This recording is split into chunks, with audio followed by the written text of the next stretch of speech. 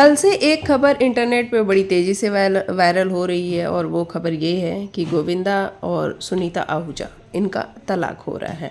अब ऐसे में बहुत सी बातें चल रही हैं, बहुत सारे फैंस हैं जो कि हर्ट हैं, क्योंकि जब भी वो सुनीता और गोविंदा को साथ में देखते हैं तो ऐसी वाइब आती है कि भाई ये दोनों काफ़ी खुश हैं एक दूसरे के साथ। और जिस तरीके से सुनीता नज़र आती हैं टेलीविज़न पे, कई शोज़ में वो आ चुकी हैं, वहाँ पे देख के लोगों को बहुत अच्छा फील होता है कि ये लेडी बिंदास है, हंसती रहती है और अपनी बातों से एक माहौल सेट करके रखती है। अब ऐसे में जब ये खबरें आई तो भाई खबरें आपको पता ही है आंधी तूफान की तरह बढ़ती जाती हैं।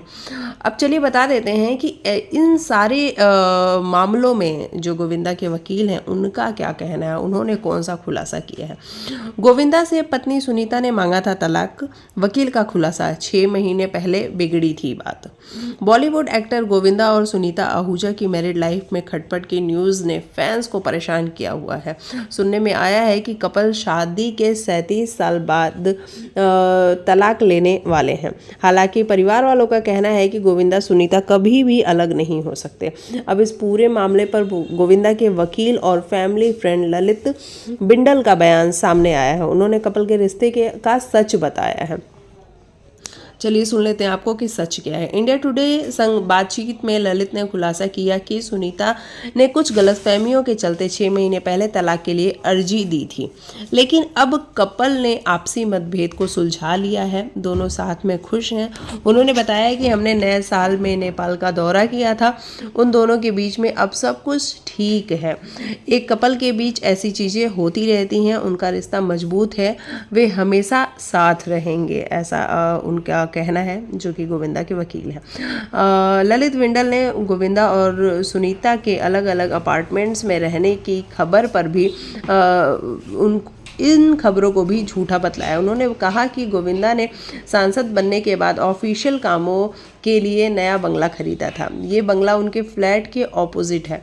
गोविंदा को कई दफ़ा मीटिंग अटेंड करनी होती है, कभी वो नए बंगले में ही सो जाते हैं, लेकिन कपल हमेशा साथ में ही रहते हैं।